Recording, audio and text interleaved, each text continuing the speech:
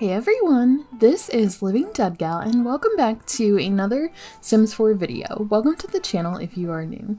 In today's video we are going to be doing a CAS. If you are familiar with my Crybaby Whims series, you may kind of recognize this character. This is Mariah Bliss. She is our Gen 2 heir for the Crybaby Whims Let's Play that I'm doing on my channel. Now the last time you guys would have seen Mariah, she was actually a child. So I did tell you guys in the finale of season 1 that I was going to do a tiny bit of a time jump so that we could advance with Mariah's story, because when we finished up Zoe's story, Zoe being her mother, we ended up having a little bit of a time gap in between, and I can't really start what I need to start for Mariah's generation, her story, until she's at least like a teen, a little bit older. So I did some playing off camera, just kind of, you know, running through like typical family stuff, and it was Mariah's birthday as well as her twin brother Isaiah's, so I aged her up into a teen, and I thought it would be fun to show you guys her teen makeover, you know, to actually show me creating her makeover in CAS versus just kind of showing you her new look in the first episode, which I'm hoping to have up next week. So, I think she came out stunning. I was so excited when I saw her, you know, just her base when she aged up into a teenager. I was super excited to give her her makeover, and as I started applying her skin details and everything, and I gave her her eyes, but she has the same eyes as Zoe, it was like crazy to me how much of like a perfect mix I feel like she is of her mom and her dad. Like, she has some of her mom's features, like I think her nose and her like face shape in that like kind of like in the middle area, like her nose and like her cheeks and stuff remind me a lot of Zoe, but then like she got more of Marcus's mouth and more of like Marcus's, I would say like his brow bone and kind of like his chin versus Zoe's chin. I know those are really specific features and weird to point out, but I think when you're creating Sims, you guys know what I'm talking about. Like, you think about all that stuff, and I don't know, I've been having so much fun because I really haven't done a lot of, you know, generational gameplay on my own until I started this channel. I know I say this a lot, but it's been really cool to actually see how the genetics pass down from generation to generation. So if you guys haven't seen season 1, that's totally cool. You can tune in to season 2 and I'll kind of fill in the gaps. But for Mariah, just so you guys know a little bit about what her generation is going to entail and what we're going to be doing with her. So with this challenge, it's the Crybaby Whims challenge, and it is written by Draeyad, very talented YouTuber, and really cool challenge. I've been having so much fun with this. So for generation 1, we completed the dollhouse generation, which was a lot of scandal, a lot of craziness, and then my Sims threw me for lots of loops as well, besides the drama that was already written into the challenge. So for generation 2, for Mariah, for her requirements, her color scheme is going to be white and pink. So I had already kind of set her up with like liking lots of pink in her wardrobe and things like that. And I ended up deciding to go bold with her hair. I love her dark hair, but I kind of decided to give her some pink hair, and I ended up finding the hair that I end up choosing. I absolutely fell in love with it. It's a new one by Shimmydim that I found on the Sims resource recently, and I absolutely love it. I did give her a couple of alternate hairstyles that are in some differing shades of pink and like some almost like rose gold pink, but her main hair is my absolute favorite. It's this one right here. I think it's beautiful, and I went back and forth a little bit. I tried on a lot of hair, and I loved like her dark hair, but I thought it would be kind of fun and cool to give her something a little bit edgier and like give her some bright pink hair. I know for Zoe's generation we didn't really have like her yellow color in her hair because she was a redhead. She did have like the blonde ends at first, but I dressed her more so than doing her hair in the color scheme. But for Mariah, I just really wanted to give her pink hair. I was just having a lot of fun with it. I think maybe when she's older she'll go back to her like original darker hair color, but I thought like at least for her being a teenager that the pink would be really cool. So for her traits, she is unflirty, she loves the outdoors, and she is cheerful. And then for her, I also, because I have the mod that gives me more traits, I also made her an animal enthusiast because I thought it would be kind of interesting. She's going to be in like the freelance botanist career, and she's going to be really into plants and gardening. I thought that it would be kind of cool to maybe explore some cottage living type of stuff with her. Like, I see her as being someone who, not necessarily out in oh gosh, I can't think of the world now, Henford on Bagley. Like, I don't really see her moving there, but I do see her moving somewhere where she can have like animals and stuff, and like almost like a small, like, not really a farm, but like almost like a cottage and a farm type of a setup for herself. Like lots of organic stuff and a greenhouse and maybe some chickens, maybe a cow. We'll see. We'll see how her life plays out. I'm getting way ahead of myself here. But yeah, so this is her as a teenager. We are going to be diving in a little bit further. I'm going to start season 2 probably about midway through her high school years, or like midway closer to the end of her high school years. So I'm going to be doing a little bit more gameplay off camera with her as a teen, just to kind of get some things set up, and then we'll kind of pick up her story about, you know, when she's midway through high school. I do want to show you, you know, like I want to have her go to prom and stuff like that. So let me kind of get into part of her story. I'm not going to read all of it. And the reason for that is I do want part of it to be a surprise. I mean, if you look up the challenge, or if you watch other YouTubers who are playing this challenge, you probably know. But if you don't and you want to stay surprised, I figured I would leave some of that out, and we'll kind of learn as we go when we get into season 2.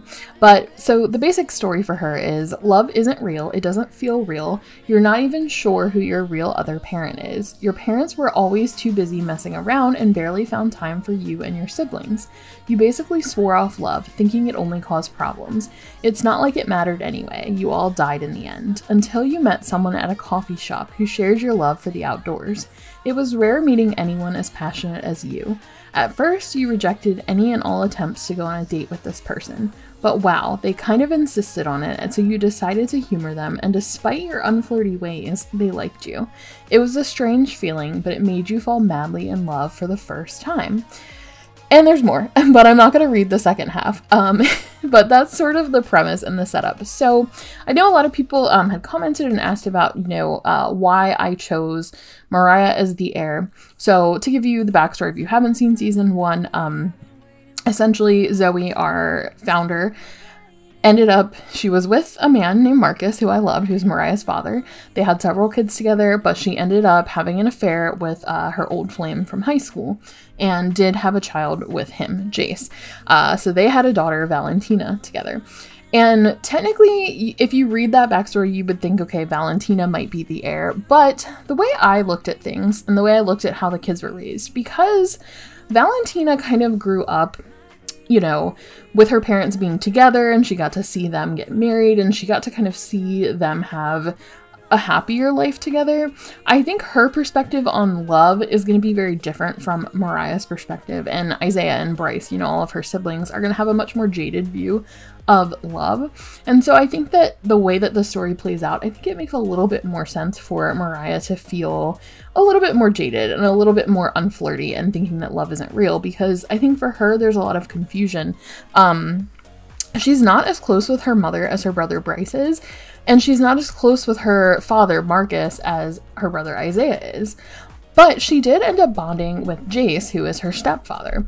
And so I'm kind of loosely interpreting the you're not sure who your real other parent is thing, because I think for Mariah, she feels confused and conflicted because while Marcus is her biological father, she really only lived with him through, you know, toddlerhood. For her whole childhood and now her teenhood, the, you know, father figure that's been in her life is Jace, and she developed a bond with him. The two of them would do a lot of cooking together because Jace is a chef, and it kind of got her interested in gardening. And the reason that she's interested is she like grows all these herbs out on the deck of their apartment in San Myshuno. Her and her mom grow a bunch of herbs, and they use that for Jace's cooking. So I think for Mariah, she's very confused about who she really feels as her father figure, because, you know, her brother Isaiah is 100% like, Marcus is my dad, and he has a lot of issues with Jace.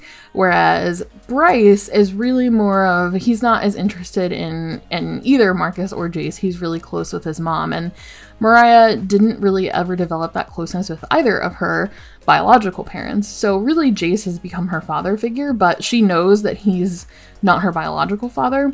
She also has two half-sisters, you know, Valentina, and then she has another sister that Marcus had, Eileen, with another woman. That's a long story. But basically, she has two half-sisters, and she's just, I think, you know, she loves all of her siblings, and she does love her parents, but she's very, very jaded when it comes to love. And while I think she's happy that Zoe and Jace are together because she has the bond with Jace, and, you know, she's happy that her mom was able to find love even though they went through a lot of turmoil, I don't think she necessarily believes in the concept of true love because, you know, she thinks that true love would have been the person, you know, that you first got with and that you had all these children with. So I think for her, you know, just that chaotic upbringing, it makes more sense. Whereas Valentina, I feel like really kind of grew up, while she does have all of these siblings that are, you know, her half siblings, I think for her, she kind of grew up with this notion of like her mom and dad really loved each other and she got to see them get married and things like that. So I hope that I'm explaining that well. I hope that that makes sense. And we'll dive into that more with Mariah's character and the storytelling that I'll be doing in the first episode and a couple episodes in. But I did think that she was a better fit to be the heir. And I don't know, I fell in love with Mariah as soon as she was born and I saw her little toddler appearance. I just knew that she was going to be the heir. So with that sort of long-winded explanation, I'll tell you a few of the objectives. Some of them I'm going to leave out because I'm not going to tell you about the twist. All I'll say is that this season is going to get a little heavy. It's going to get a little bit dark, but that's okay. So basically, for what she has to do, she has to plant a pomegranate garden in her backyard. She has to sell flowers as a side gig. She has to create a death flower. She has to have children, as many as we want. There's no number. She needs to master the gardener skill. She has to complete the freelance botanist aspiration. And then there are two other things that she has to do, but I'm not going to tell you what those are. So we have a lot of objectives for this season, but there's going to be room for a lot of fun storytelling. This outfit right here, her formal wear, this is her, like, what I'm envisioning as her prom look. And it took me forever. I actually spent, I think I had like 3.5 hours of footage of me doing her CAS makeover because I was being so particular about everything. I mean, she's our heir, you know, of course I'm going to be really particular about her, but I just was being really picky about everything, like down to which accessories I liked and which shade of pink to make all of her outfits and things like that. And for her style, I kind of broke away from, you know, she had like a very cutesy girly style as a kid, and I'm giving her a little bit more edge as a teenager. Because I think that's something that I kind of want to see carry out through like all of the heirs, because Zoe was kind of that same way where even though she was sort of in the role of like, you know, she wants to be like the happy housekeeper, you know, the all-rounded white picket fence soccer mom kind of woman, she had a little bit of edge to her. That's why I gave her like the snake bites and all of that stuff. And with Mariah, I wanted to do the same thing. So I'm trying to not stereotype these Sims into like one type of style or one type of look. I hope that makes sense. So for Mariah, you know, I kept within the color scheme, and she has some pieces that are more girly and flowy and like cutesy. She has some that are more wild, and then she has some that are more like cool girl type of clothes. Now her party look, I went like really, really crazy with her party look because you'll see the piece that I ended up choosing for her. It just looked so freaking cool. And I don't know, I just see her as being like, even though she's like unflirty, I still see her as being a confident person. Like she's got the cheerful trait. And so I see her as being like outgoing and loving life and wearing lots of fun, vibrant, cool things and not being afraid to take those risks. So I hope that you guys like the choices that I made for her style. This is another hair by Shimmy Dim, so I figured this one kind of, it matches and it complements with her main hair. Some of the other hairs I chose for her, like her prom hair, and then I think I gave her a different one for her hot weather, just because I wanted to give her a little bit more variety.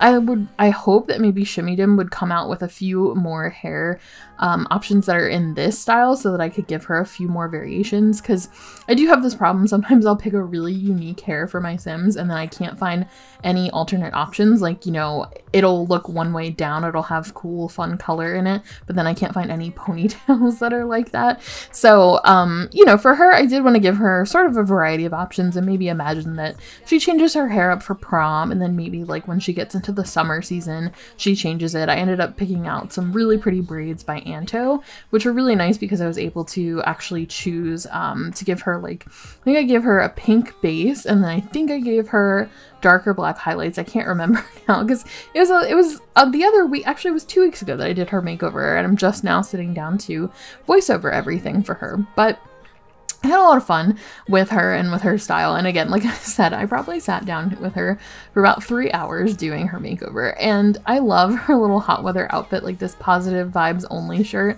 I thought was super cute and, you know, just perfect for her because even though she's kind of jaded when it comes to love and romance and things like that, she is, you know, very much like a positive, cheerful person. And so I'm really, really excited to get into her story. I'm really excited for her generation. I am in love with her. I think she's stunning, and I hope you guys like what I did for her makeover. If there's any CC that you see on her that you like and you want to know who that's from, just leave a comment down below and I will absolutely find that for you. I thought about giving like a full CC list. Let me know if you guys would like me to do that for my CAS videos in the future. I've done it sometimes and sometimes I haven't. It just takes a while to put that together. So I never know if people like want the full CC list of the CAS videos or not. So if you do, just let me know in the comments down below and I can kind of gauge interest on that. But for now, I haven't done a CC list for her, but if there's anything you see from this CAS video that you like and you would like to know who it's by, I can definitely get the links for you. So anyway, we are close to the end. So I am going to wrap this one up here. I hope you guys enjoyed this video. I hope that you like Mariah's look if you've been following season 1. If you haven't and you'd like to catch up, it's all available. I have the Crybaby Whims playlist. I will link it down in the description box below, but season 2 should be starting next week. I'm going to be creating the person who will be Mariah's soulmate, and we will be exploring some romance with her pretty early on in the season. So anyway, I hope you guys enjoyed this. If you did like this video, please just do hit that thumbs up button. That lets me know that you'd like to see more of the Crybaby Whims series, and I will see you all in the next one. Bye!